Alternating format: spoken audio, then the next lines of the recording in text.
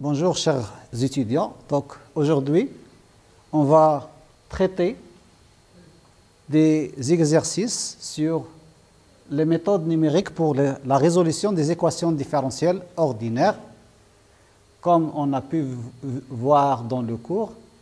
Donc un premier exercice pour consolider les idées reçues dans le cours, donc à savoir la méthode d'Euler explicite et implicite.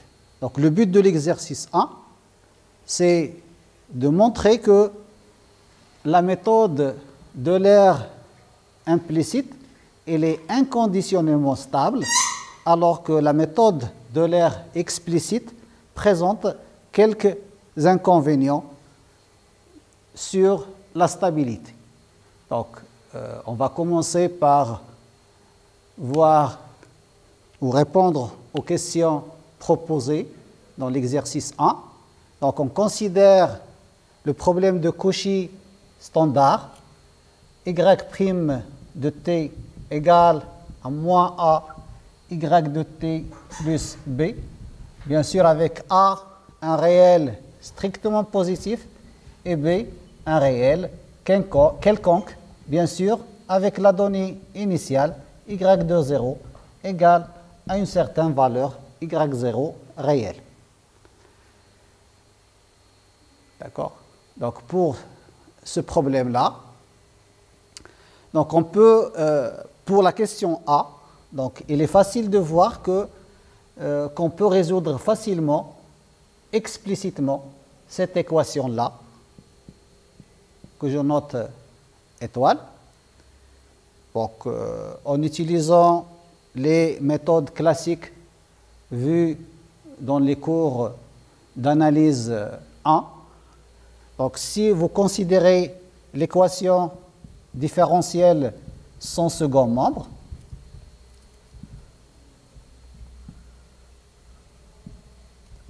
c'est-à-dire y' de t égale à moins a fois y de t, alors la solution générale de cette équation, comme vous le savez tous, y de t égale à une constante exponentielle moins a fois t.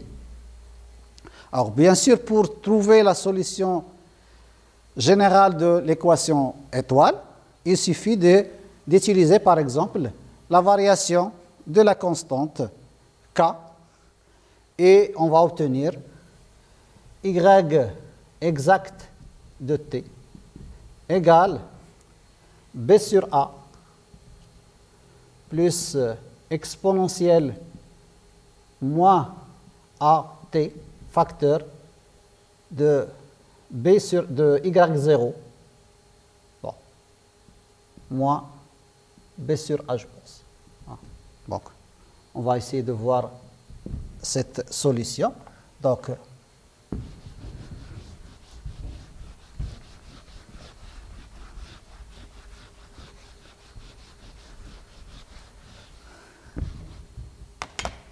si on considère la variation de la constante, donc y de t va s'écrire sous forme de k de t exponentielle moins at, et donc y' de t va être égal à k' exponentielle moins at moins a k exponentielle moins at. Donc k' de t, ici bien sûr k de t, donc égal à k de t exponentielle moins at. Donc il vient que k' de t, donc plus b ici, donc k' de t est égal à b exponentielle at. Donc l'équation devient y de t égale AB exponentielle, donc k' égale à b, bon, k' égale, pardon, k' égale à b exponentielle à t, donc k de t en intégrant, k de t est égal à b sur a exponentielle à t. D'où le y de t est égal, donc b sur a, bien sûr plus ici une constante. Donc b sur a, exponentielle moins at fois exponentielle at, donc ça fait 1, plus la constante exponentielle moins at. Alors, bien sûr, pour déterminer y de t, il suffit de déterminer, bien sûr, cette constante réelle. Bon, pour cela, il suffit d'utiliser le fait que y en 0 égale à y0. Alors, en remplaçant y de 0 égale à y0, on obtient que b sur a plus la constante c est égale à y0, c'est-à-dire que la constante est égale à y0, facteur est égal à y0 moins b sur a. D'où la solution générale de notre problème.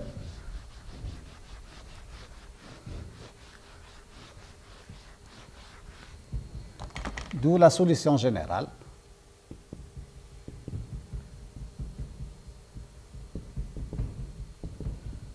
est donnée par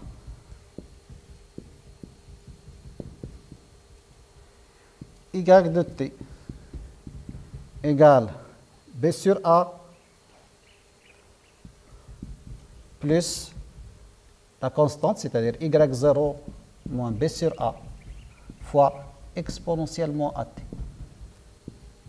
Donc ça, c'est bien la solution exacte y de t. Et donc, explicitement, ça, c'est la solution de notre problème. Alors, pour le calcul de la limite, donc, il suffit de faire tendre t vers l'infini. Alors, lorsque t tend vers l'infini, on obtient la limite. Donc, la limite de notre solution en plus l'infini. Bien sûr, l'exponentielle en moins l'infini, c'est 0, donc il vient le b sur a. Donc c'est ça la solution, la limite à l'infini. D'accord. Alors maintenant, une fois qu'on a obtenu la solution exacte, on va essayer de voir est-ce que la solution obtenue numériquement par la méthode de l'aire explicite et implicite donne le même résultat.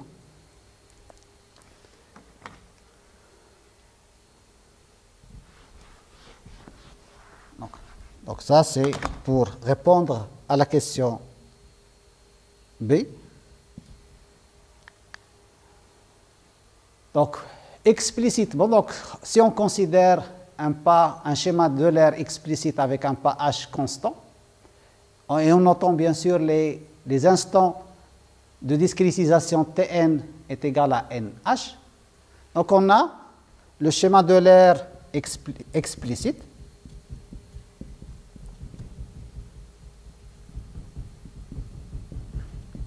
Donne la suite suivante, yn plus 1 égale yn plus h f de tn et de yn. Alors, si on remplace f par sa valeur, on obtient yn plus 1 égale yn plus h fois, alors le f de tn yn, ça c'est le second membre de l'équation de départ, c'est-à-dire moins a yn plus b. Donc moins a yn plus b.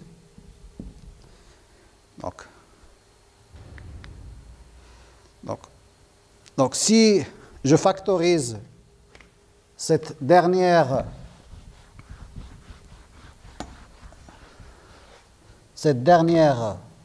écriture, donc on obtient que yn plus 1 est égal à yn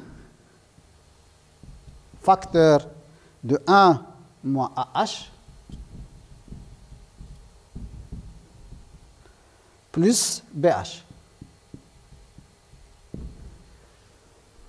D'accord? Donc, on obtient cette suite récurrente, yn plus 1 est égal à yn facteur de 1 moins AH plus BH. Bien sûr, puisqu'on a le y0, donc on peut calculer les itérés yi en fonction de yi moins 1. Donc, si je développe,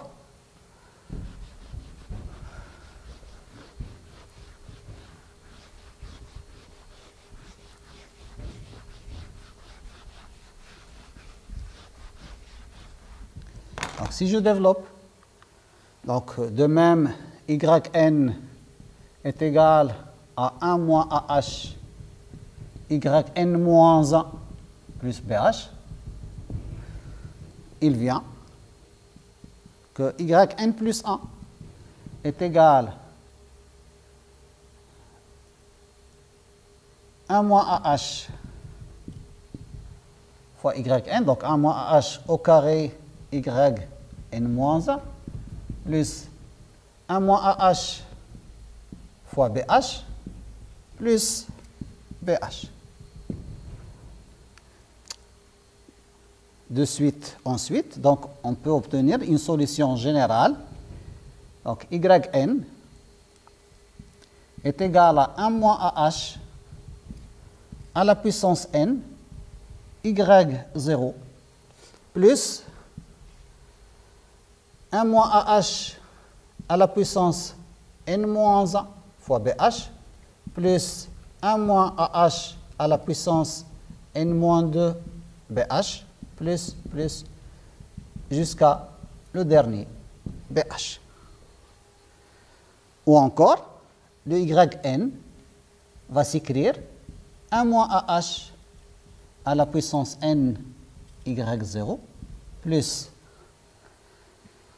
Donc je factorise ici par BH et j'obtiens une somme de 1 plus 1 moins AH plus 1 moins AH carré plus jusqu'à 1 moins AH à la puissance n moins 1. Que je peux encore écrire sous la forme suivante. Yn égale 1 moins AH à la puissance n y0 plus BH facteur de 1 moins AH à la puissance n sur 1 moins AH. D'accord? Bon, j'ai utilisé le fait que 1 plus x carré plus x à la puissance n moins 1 est égal à 1 moins xn sur 1 moins x. D'où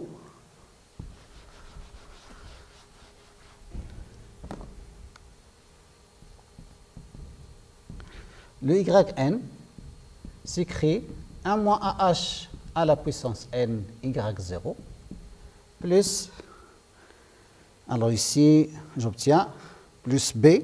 Donc ici le 1 moins AH ça donne AH et donc je peux simplifier par h, donc il reste seulement le b sur a, facteur de 1 moins AH à la puissance n.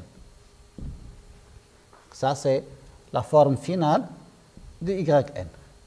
Alors, bien sûr, pour pouvoir comparer cette solution numérique obtenue par la méthode d'Euler explicite à la solution exacte, donc on va essayer de voir quelle est la limite, bien sûr, de yn quand n tend vers l'infini, et voir est-ce qu'on obtient le même résultat que pour la solution exacte.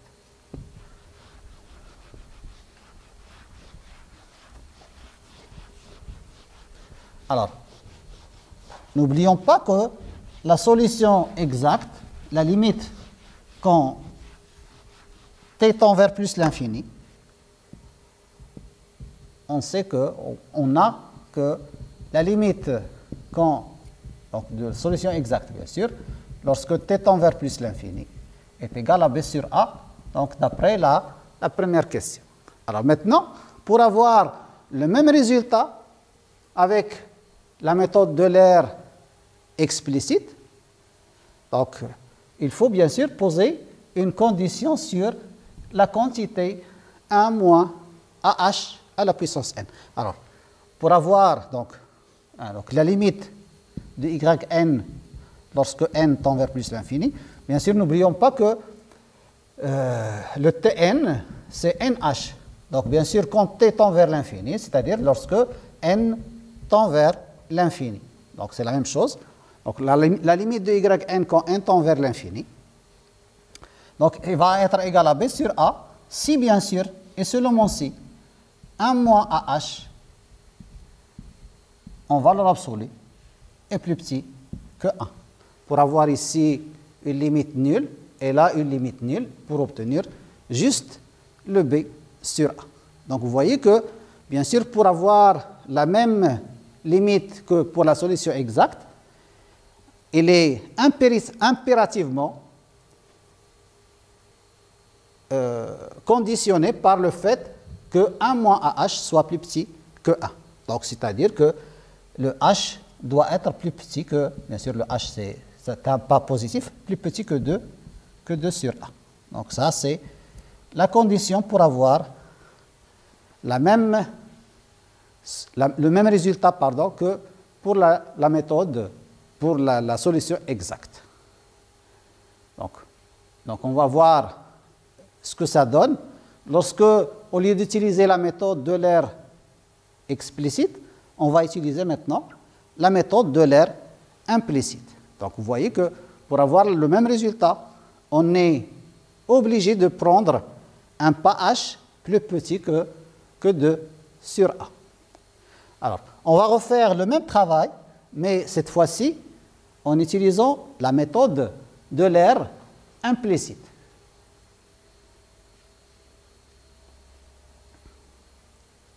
Donc, je vais effacer ça et reprendre les calculs, mais en utilisant bien sûr la méthode de l'air implicite. Alors, donc, méthode de l'air implicite, ou bien sûr schéma plutôt, ou schéma, c'est mieux de dire le schéma. Donc, en utilisant le schéma de l'air implicite, on a la relation suivante, yn plus 1 est égal à yn plus hf de tn plus 1 et yn plus 1. Donc, bien sûr, la même chose en remplaçant la fonction f par sa valeur, il vient h, donc la fonction f c'est moins a yn plus 1 plus b. Ça, c'est le second membre de notre équation différentielle. Donc, bien sûr, en rassemblant les yn plus 1 plus ici ah égale yn plus bh. Ou encore, yn plus 1 égale 1 sur 1 plus ah, qui est bien sûr un terme strictement positif, donc différent de 0. Donc, je peux diviser par 1 plus ah, yn plus b h sur 1 plus ah. Alors, si j'écris encore le yn en fonction de yn moins 1, yn, j'obtiens la même chose. Donc, 1 sur 1 plus ah, facteur de yn moins 1 plus bh sur 1 plus ah. Alors, ce qui donne la relation de récurrence suivante. Je suis obligé d'effacer.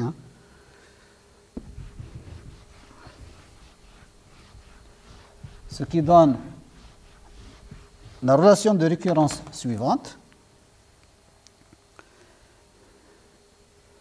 Yn est égal à 1 sur 1 plus ah à la puissance n y0 plus BH facteur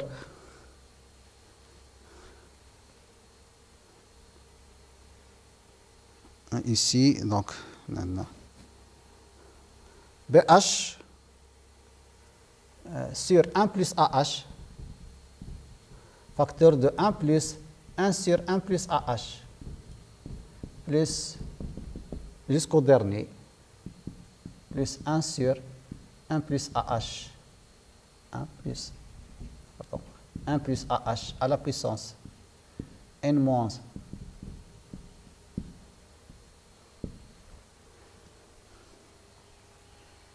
Et donc, si j'utilise la relation 1 plus x carré plus xp égale, donc c'est que 1 plus x plus grand xp, c'est 1 moins xp plus 1 sur 1 moins x.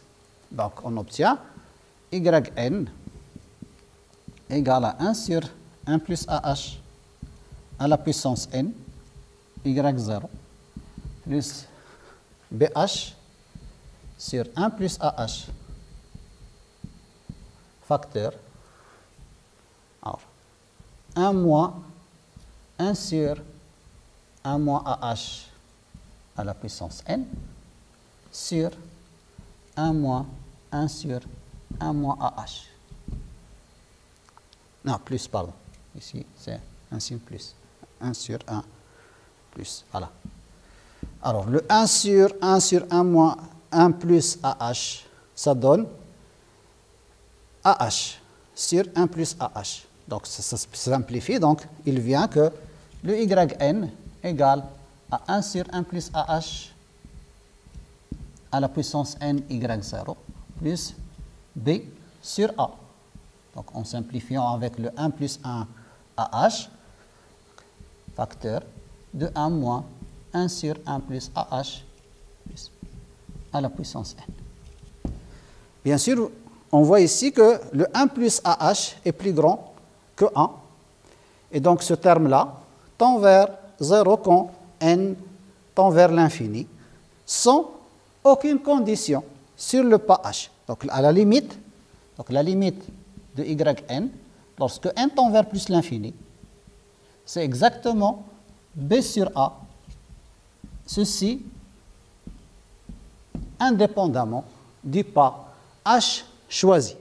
Donc c'est pour cela qu'on a dit que la méthode de l'aire implicite, elle est inconditionnellement stable, alors que la méthode de l'aire explicite, elle est conditionnellement stable. C'est-à-dire que le pas H doit être choisi de façon que la méthode donne des résultats acceptables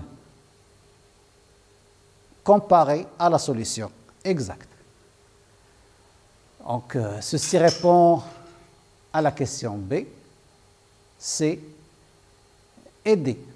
Alors, maintenant, pour la question E, on suppose que cette condition est satisfaite, c'est-à-dire que le A sur H est inférieur, le H est plus petit que 2 sur A.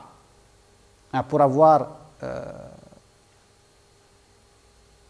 la convergence dans le cas de l'aire explicite, alors exprimer en fonction de A le nombre minimal de temps d'approximation qu'on doit avoir pour le calcul approché de la solution, d'une solution approchée sur l'intervalle 0, 10.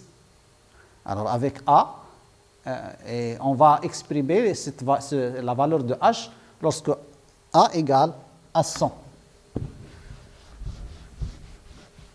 Donc maintenant, on va s'intéresser à l'intervalle 0,10, c'est-à-dire l'équation définie sur un temps final, grand T, égale à 10.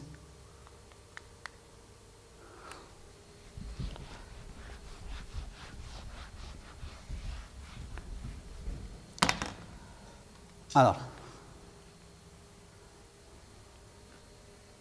bien sûr, on a notre intervalle 0 grand T, Bien sûr, ici, c'est le T0, c'est 0. Donc, T1, c'est H. T2, c'est 2H. Ainsi de suite. Donc, Tn, c'est NH égale à grand T. Donc, NH.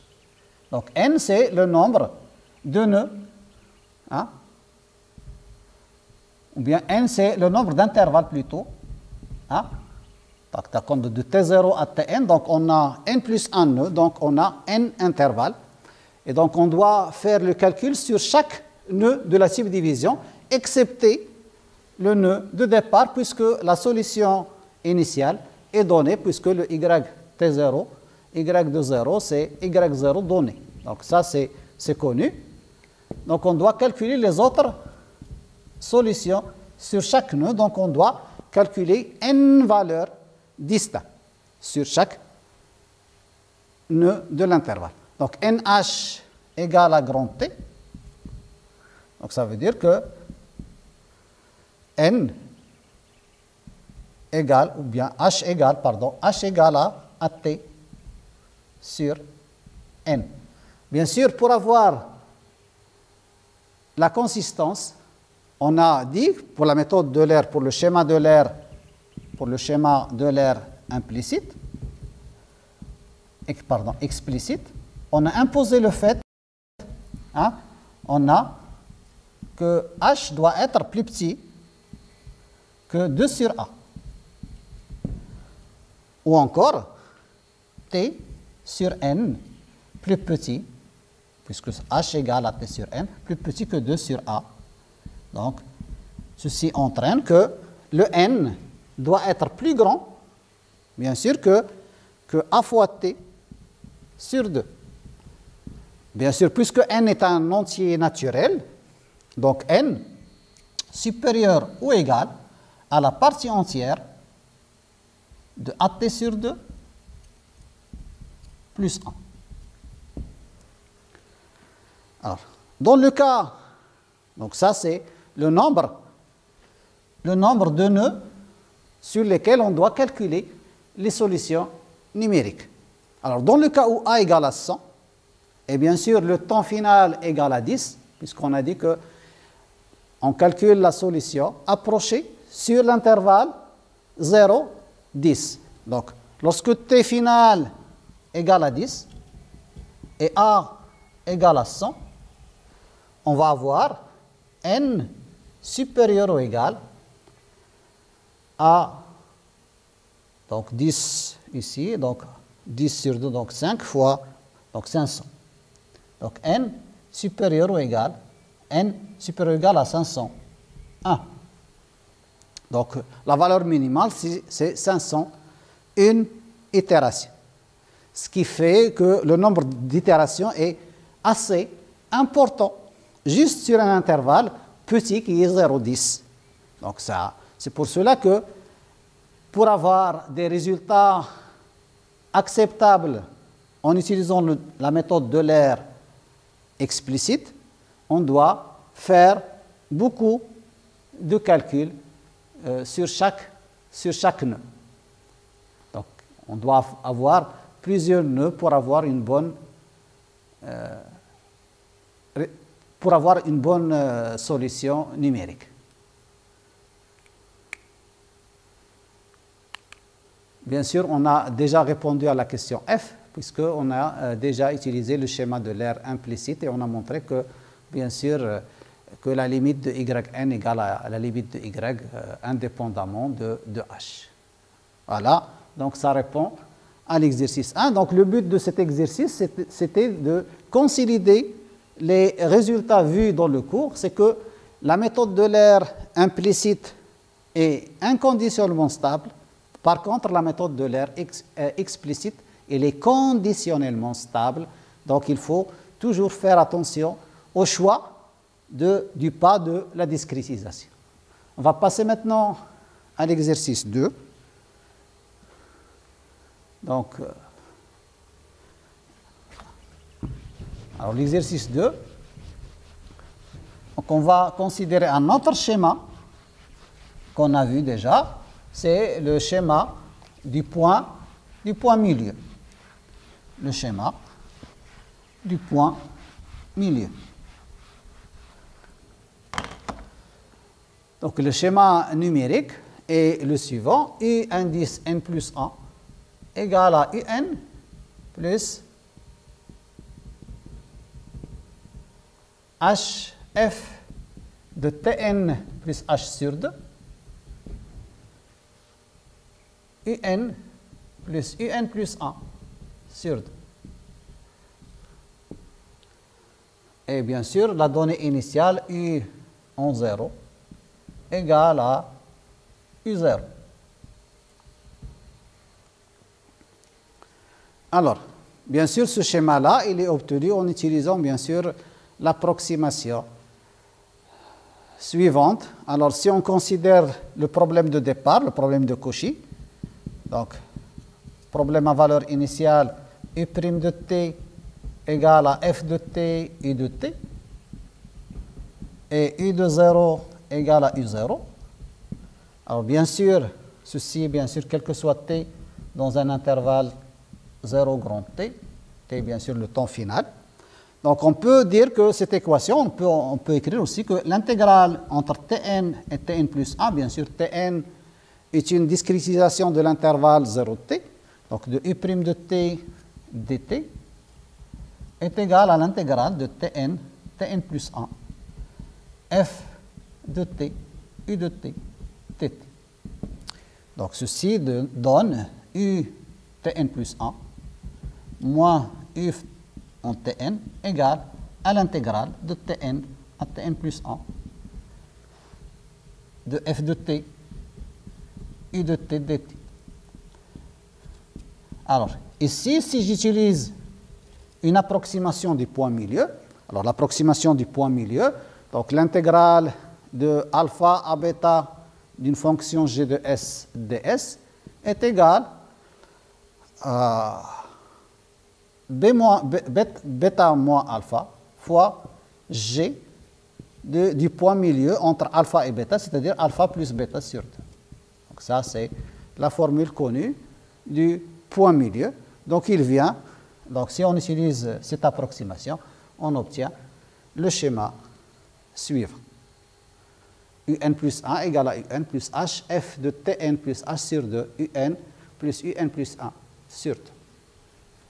Donc c'est ça le schéma du point milieu.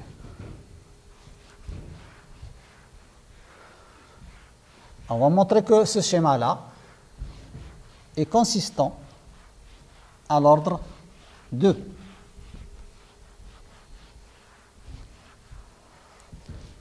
Alors bien sûr, on peut remarquer déjà que ce schéma-là, c'est un schéma qui est implicite, puisque la solution qu'on cherche, la solution numérique à l'instant n plus 1, se trouve impliquée dans la fonction f. Alors, pour rendre ce schéma-là explicite, on doit utiliser la méthode de l'aire explicite. Donc, si je change ce un plus 1, si j'écris le un plus 1 tilde égale à un plus h f de Tn un, alors j'obtiens un plus 1 égale à un plus h f de Tn plus h sur 2. Et ici, c'est un plus 1 demi. Donc, 1 demi de un plus 1 demi de un, donc ça fait un. Donc, plus h sur 2 f de Tn un. Voilà. Alors, pour montrer que ce schéma-là est consistant à l'ordre 2, donc je vais écrire que la formule générale un plus 1 est égale à un plus h phi de Tn, un et h. Donc, bien sûr, la fonction phi, c'est cette expression. Alors, bien sûr, on peut montrer que pour avoir une méthode consistante à l'ordre 2, il suffit que Il suffit que phi de Tn un est de 0 soit égal à f de Tn un. Et encore, la dérivée de phi par rapport à h au point Tn un est de 0 soit égale à la dérivée par rapport à t de f de Tn un. Ici, j'ai oublié un demi. D'accord? Donc, si on arrive à montrer ces deux conditions, alors le schéma est consistant à l'ordre 2. Alors,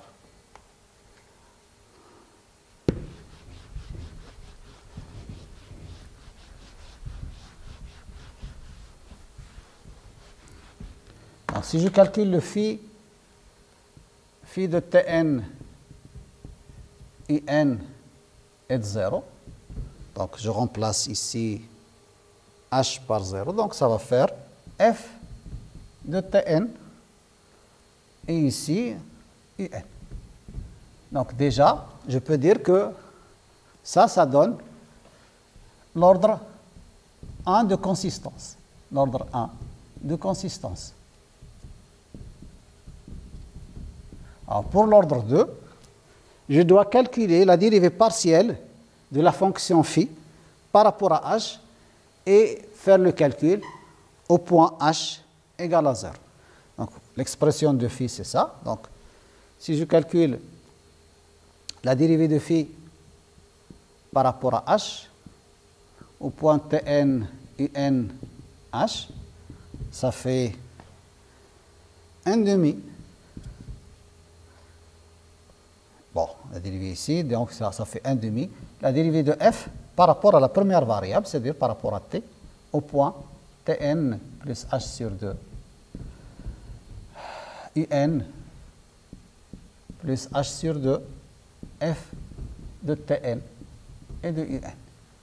Plus, bien sûr, la dérivée par rapport à h de cette quantité, donc ça fait 1 demi f de Tn un fois la dérivée partielle de f par rapport à la seconde variable, ici c'est u, de Tn plus h sur 2 un plus h sur 2 f de Tn et de un. Alors bien sûr, si je calcule cette dérivée au point h égale à 0,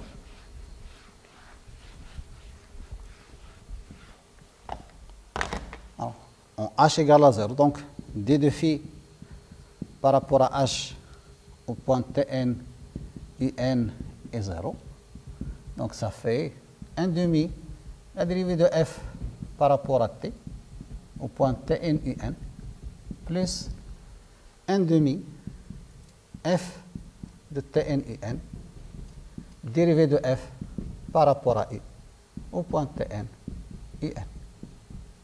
Donc je peux écrire 1 demi en facteur d de f sur dt plus f d de f sur di, bien sûr au point Tn un. Alors maintenant, si je calcule la dérivée de f par rapport à t,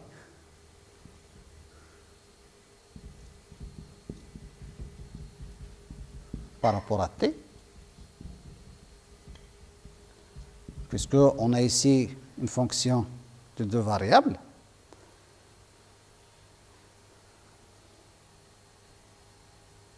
non, dérivée totale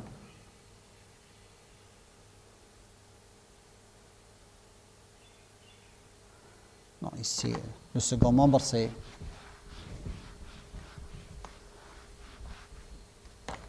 alors, ça, c'est la dérivée totale. Oui, la dérivée totale de f. Donc, c'est d de f. Donc, f, c'est une fonction de deux variables, t et u. Donc, d de f sur dt plus f d de f sur di. Encore, on peut voir que ça, c'est la dérivée seconde de y, de u, u seconde de t. Alors, u seconde de t, je peux effacer ça.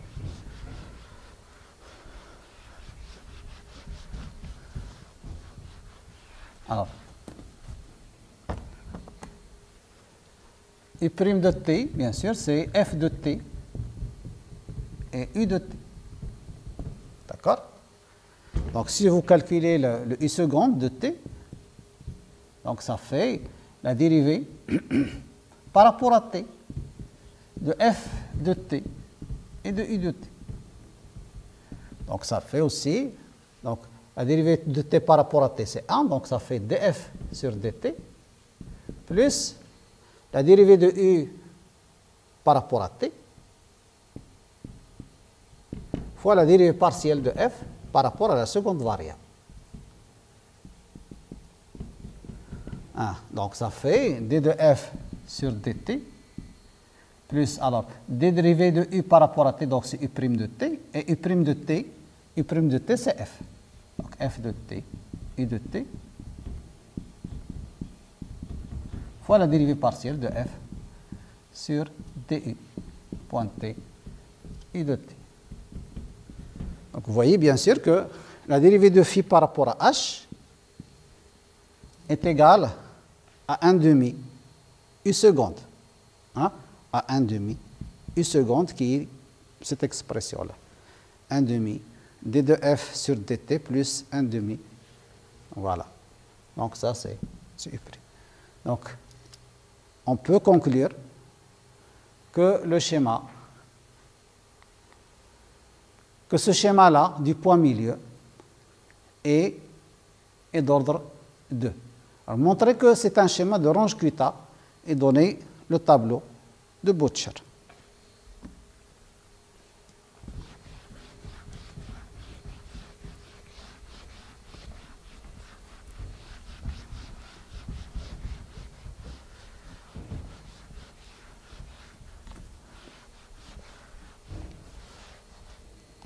Donc le schéma est donné par la formule un plus 1 est égal à un plus h f de tn plus h sur 2, un plus h sur 2 f de tn et de un. Voilà, donc ça c'est le crochet qui s'ouvre ici. Donc si on pose K1 égale à h f de tn un, K2 égale h f de tn plus h sur 2, un plus h sur 2, donc 1 demi, donc plus 1 demi de K1. 1 demi K1. Ça c'est bien sûr le K1, 1 demi de K1.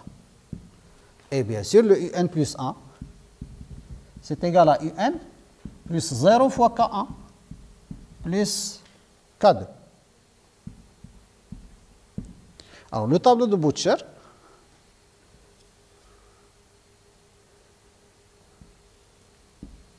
donc ici, je note les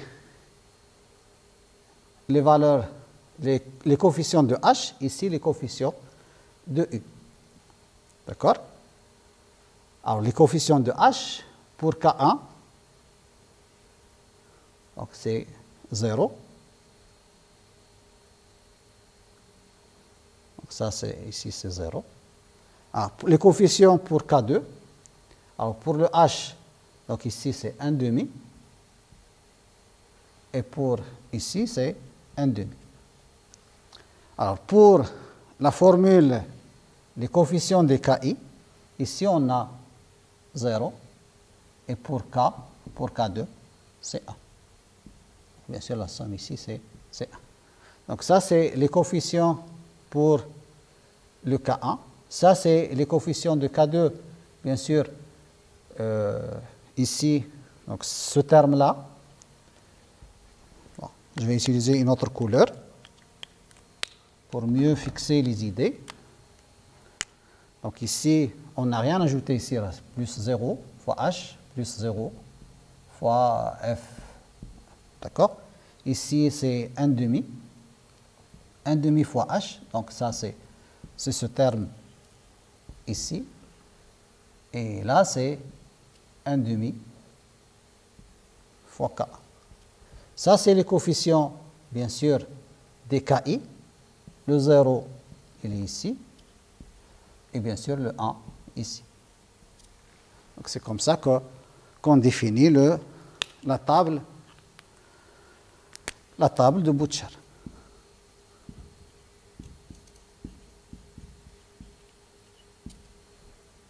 Donc, on voit bien que la méthode du point milieu, c'est une méthode à 2 étages. Donc, le n plus 1 se calcule en fonction de K1 et de K2, comme la méthode de Range-Kita d'ordre 2. Alors, pour la suite, on se donne le schéma de Crank-Nicolson pour la résolution d'un problème de Cauchy. U' égale à f de t et de u.